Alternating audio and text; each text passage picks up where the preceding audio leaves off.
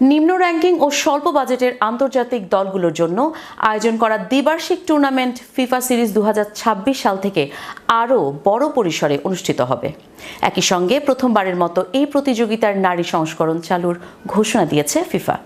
2024 সালে অনুষ্ঠিত 24 দেশের প্রথম সংস্করণে কিছু ম্যাচে দর্শক সংখ্যা কম থাকলেও কয়েকটি খেলায় ছিল উল্লেখযোগ্য সাড়া।